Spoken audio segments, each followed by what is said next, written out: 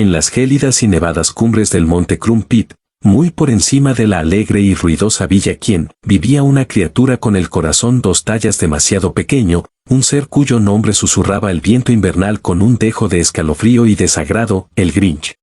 ¿Le tienes miedo al Grinch? No era simplemente un ermitaño, era la encarnación misma de la aversión a la alegría, un maestro en el arte del mal humor y el gruñido perpetuo. Su piel, de un verde musgo enfermizo, se mimetizaba con los pinos sombríos de su solitaria morada. Sus ojos, 2 puntos rojos y malignos, escudriñaban el valle con una mezcla de curiosidad retorcida y profundo desprecio. Poseía una astucia peculiar, una inteligencia malévola que dedicaba exclusivamente a urdir planes para evitar, y si era posible, destruir, cualquier atisbo de felicidad que pudiera filtrarse desde Villa Quien hasta su desolado refugio. El origen de su amargura era un misterio, envuelto en las nieblas del tiempo y el olvido. Algunos contaban historias de una infancia difícil, de un pequeño Grinch que nunca encajó entre los alegres Whos. Otros, simplemente asumían que había nacido con esa antipatía arraigada en su propia esencia. Lo cierto es que, a medida que los años pasaban, su corazón no hacía más que encogerse, cada latido resonando con un eco de vacío y soledad autoimpuesta. Su única compañía era Max, un perro leal y paciente que soportaba estoicamente los arranques de mal genio de su amo. Max, con su nariz de botón y sus orejas caídas, era un faro de bondad silenciosa en la oscuridad de la cueva del Grinch, un contraste conmovedor con la mezquindad que lo rodeaba. A menudo, el Grinch lo vestía con astas de reno, transformándolo en un rústico y resignado asistente de sus fechorías. Cada año, la llegada de la Navidad era una tortura insoportable para el Grinch. Desde su atalaya en Crumpit, el eco de los cantos, la luz de los adornos y el bullicio de la celebración de los Whos se filtraban hasta su cueva, hiriéndole los oídos y el alma. La Navidad no era para él una época de alegría, sino un recordatorio estridente de su propia exclusión y de la felicidad que él, por elección o por destino, no podía o no quería sentir. Fue en una de esas vísperas navideñas, con el aire cargado de espíritu festivo, cuando la paciencia del Grinch llegó a su límite. No podía soportar un año más de Feliz Navidad y villancicos. Una idea, terrible y brillante, germinó en su mente retorcida. Decidió que, si no podía soportar la Navidad, la robaría, literalmente. Se la arrebataría a los Whos, despojándolos de cada regalo, cada pavo, cada adorno, esperando que el silencio y la tristeza reemplazaran la algarabía. Con su ingenio perverso, ideó un disfraz de Santa Claus, un trineo improvisado y, por supuesto, a su fiel Max, ataviado con sus cuernos de reno. Descendió sigilosamente hacia los Quienes, bajo el manto protector de la noche. Se deslizó por las chimeneas, vació las casas de sus regalos y sus comidas festivas, y arrancó hasta el último adorno de los árboles. La noche fue un torbellino de actividad silenciosa y sigilosa, mientras el Grinch, con una sonrisa maliciosa en su rostro verde, creía estar destruyendo el espíritu navideño. Sin embargo,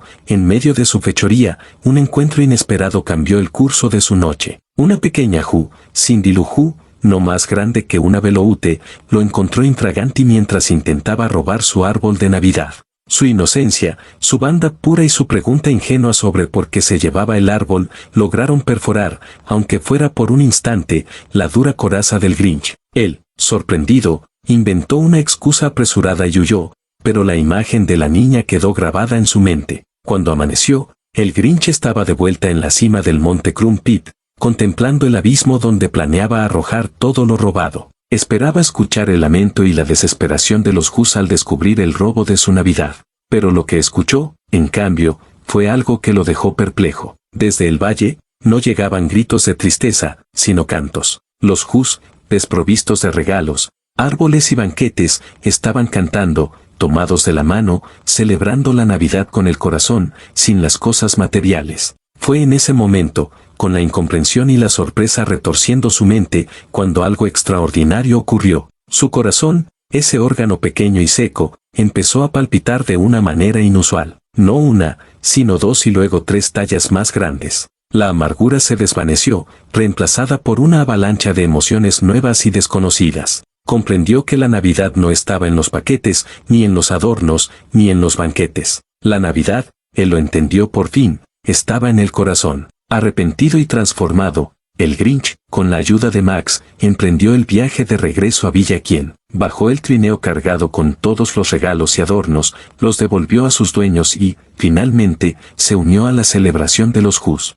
Fue aceptado, perdonado, y por primera vez en su vida, sintió la calidez de la comunidad y la alegría genuina. La Navidad para él se convirtió en una época de unión y generosidad, un recordatorio constante de cómo un corazón puede crecer y transformarse, incluso el más pequeño y amargado de todos. Desde aquel día, el Grinch, ya no era solo el Grinch, sino un miembro más, y querido, de la alegre Villa quien, con un corazón que latía con la misma fuerza que el de cualquier otro quien.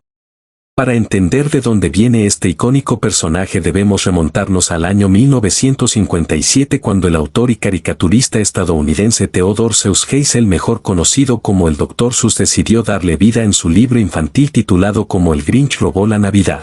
El origen de la criatura no es un mito antiguo ni una leyenda folclórica europea, sino que nació directamente de la imaginación de este autor, quien buscaba hacer una crítica social sobre la comercialización excesiva de las fiestas decembrinas. El propio autor confesó en diversas entrevistas que el Grinch era en realidad un reflejo de sí mismo. Se dice que una mañana después de Navidad, mientras se miraba al espejo, el Dr. Seuss notó una expresión amargada y desagradable en su propio rostro y se dio cuenta de que se sentía muy parecido al personaje que estaba por crear. Él sentía que el verdadero significado de la celebración se había perdido entre compras y decoraciones superficiales, por lo que decidió escribir una historia para recuperar el espíritu de la festividad a través de un ser que odiaba todo lo material. En cuanto a su origen dentro de la ficción, la historia original del libro no explica cómo llegó al Monte Crumpit ni por qué es verde. Sin embargo, las adaptaciones posteriores en el cine intentaron darle un pasado más profundo para justificar su mal humor. En algunas versiones se cuenta que llegó a Villa quien por accidente cuando era apenas un bebé viajando en una canasta impulsada por el viento, y que fue criado por dos ancianas que intentaron darle amor, pero que el rechazo y las burlas de sus compañeros de escuela debido a su aspecto físico y su vello verde lo llevaron a exiliarse en la montaña. El nombre mismo tiene un origen lingüístico interesante, pues el autor pudo haberse inspirado en la palabra francesa grincheux, que significa gruñón o malhumorado. De esta manera el Grinch pasó de ser un simple dibujo en blanco y negro con ojos rojos en las páginas de un cuento a convertirse en un símbolo universal del desdén por las tradiciones, que al final termina encontrando la redención. Su figura representa esa dualidad humana entre el aislamiento por el dolor pasado y la capacidad de abrirse nuevamente a los demás cuando se comprende que el valor de las cosas no está en lo que se posee sino en el vínculo con los otros. La apariencia de este personaje es sumamente distintiva y ha evolucionado de manera curiosa desde su creación original en el papel hasta su llegada a la gran pantalla. En las ilustraciones iniciales del libro del Dr. Seuss no era el ser completamente verde que todos conocemos hoy en día, ya que las páginas eran en blanco y negro con algunos toques de rojo. En esa versión original se veía como una criatura peluda de mirada penetrante y malvada, con una barriga prominente y dedos largos y huesudos que le daban un aspecto mucho más inquietante y menos caricaturesco. Fue con la llegada de la primera adaptación animada para televisión en el año 1966 cuando se tomó la decisión de que fuera de un color verde vibrante. El director de esa versión eligió ese tono inspirado por el color de un automóvil de alquiler que conducía en aquella época, el cual le parecía particularmente feo. A partir de ese momento el color verde se convirtió en su marca registrada, junto con su pelaje desordenado que cubre todo su cuerpo y sus cejas extremadamente pobladas que siempre están fruncidas en señal de desaprobación. Su rostro tiene una estructura única, con una nariz pequeña y achatada y una boca muy ancha que cuando sonríe de forma malévola se extiende casi de oreja a oreja, mostrando una hilera de dientes que refuerzan su expresión de pillo. Sus manos son grandes y peludas, con una destreza sorprendente para construir artefactos complicados o para deslizarse por las chimeneas sin hacer ruido. En las versiones cinematográficas más modernas se le han añadido detalles como ojos amarillos brillantes con pupilas dilatadas que resaltan su naturaleza ermitaña y salvaje. Un detalle visual muy importante es su postura corporal, ya que suele caminar encorvado como si cargara con el peso de su propio mal humor, y sus extremidades parecen ser muy flexibles, lo que le permite contorsionarse de formas extrañas. Cuando decide disfrazarse de Santa Claus, su apariencia se vuelve aún más bizarra, pues utiliza un traje rojo que contrasta fuertemente con su piel verde y se coloca un gorro que a menudo cuelga de forma desgarbada sobre sus ojos. Toda su estética está diseñada para transmitir una sensación de descuido y rechazo hacia cualquier norma de belleza o alegría convencional.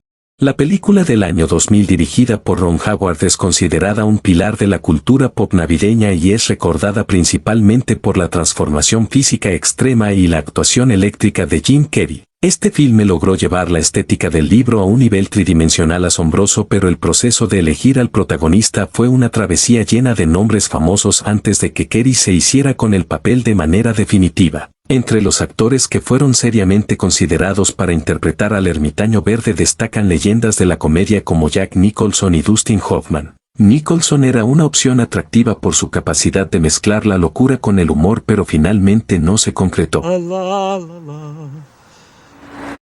También se barajó el nombre de Robin Williams, quien tenía una energía similar a la de Carrey para la improvisación y el manejo de personajes excéntricos, pero el director Howard sentía que el estilo específico de Jim Carrey encajaba mejor con la visión de un personaje que debía ser tanto repulsivo como encantador. Un dato curioso es que Anthony Hopkins fue considerado en algún momento para el papel principal, aunque finalmente terminó participando en la película únicamente como el narrador de la historia, aportando esa voz profunda y clásica que le da un aire de cuento de hadas a la producción.